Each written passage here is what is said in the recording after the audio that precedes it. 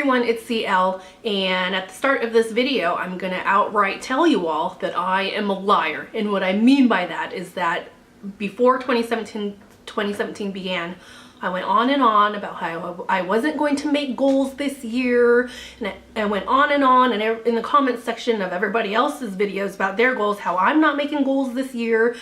But I've decided to let you all know that I totally lied, because as of today, I realized that I need goals in my life. I feel like my mind is just all over the place and I am not working towards anything. I have to work towards something. I need to feel like I'm accomplishing something. I need a pathway towards a destination. So better late than never. This video, I am going to outline with you all my goals for 2017. And I think the reason why I didn't set goals initially was because I didn't want to put that pressure on myself. I didn't want to beat myself up over not meeting the goals, which, you know, most of the time I don't meet my goals. But mainly I didn't create goals because I didn't want that feeling again of that I didn't meet my goals. So for this year, I'm keeping it very realistic. These are not goals that are hard to achieve. So yeah, let's go ahead and get into it. So I have three main sections that I'm focusing on, and I made the goals realistic, but at the same time, if I don't quite meet the goal, I'm okay, but I at least want to make progress towards it. So one of the categories that I jotted down is goals for my YouTube channel. And the reason why I made goals for my YouTube channel is because I really enjoy my YouTube channel. I like creating videos for you all. I like when people comment on my videos. I like participating in the communities that I'm part of. And that is one aspect of my life that makes me happy. I like being creative. I like interacting with you all, and that makes me happy. So that is why I jotted down some goals.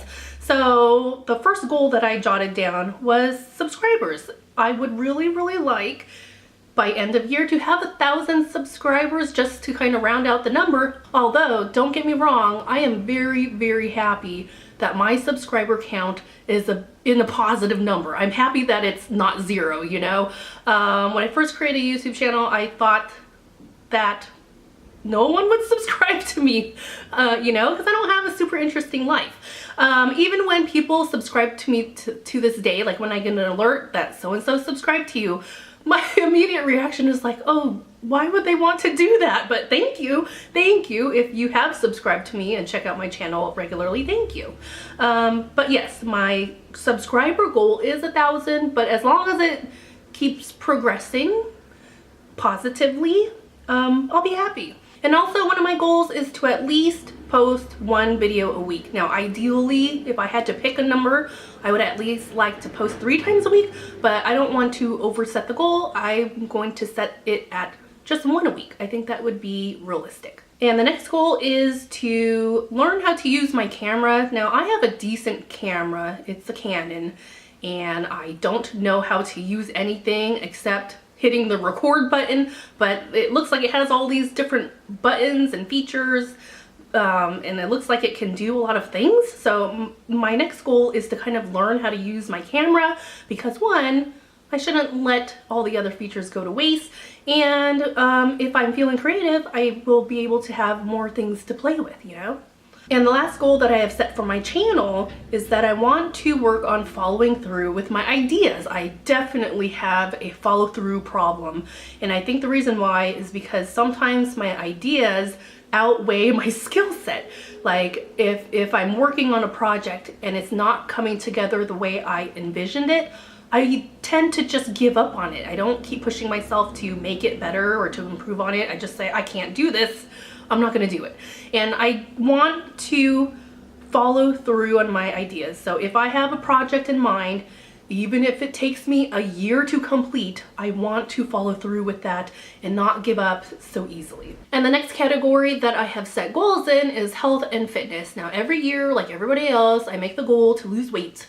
But this year, I am definitely putting more emphasis on my health, because every year I take a physical, and I take it with the same lab every year. So when they mail me my results, I'm able to get, like, not only this year this year, but I'm also able to compare it to my stats 2 years prior. And I have my little lab results here, and I'll go ahead and tell you about the results, and they're not good. And I can't say like, oh, well, the doctor's just biased. These are lab results. They drew my blood and took my weight, and they are measuring it against prior stats, and these are my results from the lab, right? So as far as my BMI, I fall within the overweight range, which makes me feel horrible. And I'm working on it, but this time I really need to work on it. I need to put more emphasis on my health. And not only is it because of my weight, it's because a section in particular that horrifies me on this paper is that my total cholesterol is now in the high range. For the last 2 years prior, it has been normal. But this recent time when I took my physical and they drew my blood, I now fall within the high range of cholesterol. And that is really bad for me because heart disease runs in my family. And I think my dad had his first heart attack when he was in his 40s. And you know, I continue to get older every year, and my body can't bounce back as fast as it normally does. So that's why I'm putting a lot of emphasis on my health. I'm really trying to go to the gym. Like I said, I've been going to the gym like 6 days a week, and I continue to go, even though I don't see progress on the scale, but I continue to go. And now I have also am trying to change my diet to stay away from French fries. I love French fries. I love crunchy foods. I am working on my diet. I'm continuing to go to the gym because next year when I take my physical, I want to see on this lab paper, I want to see my results in the normal range, right? Especially because I'm getting older. It's scary to see that my stats are not good compared to previous years. So that is why I'm putting a lot of emphasis on my health. All right, and so the last category that I have set goals in is my mental health. Now, at the beginning of the year, I was like, I'm not setting any goals. I'm just going to work on having more happier days than sad days.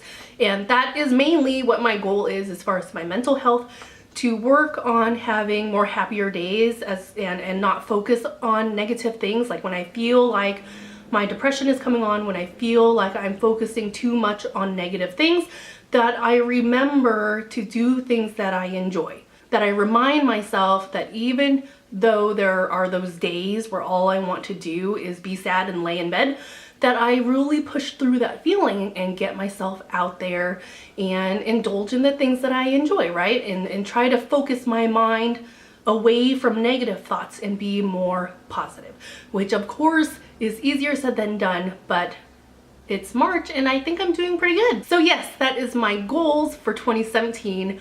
Better late than never. And if you have set goals for yourself, let me know how you're doing down below in the comments, especially because we have reached the first quarter of the year.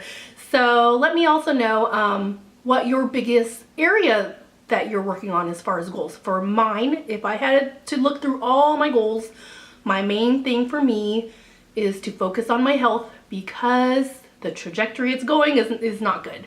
So that is all I have for right now. Thank you for watching, and I will see you later.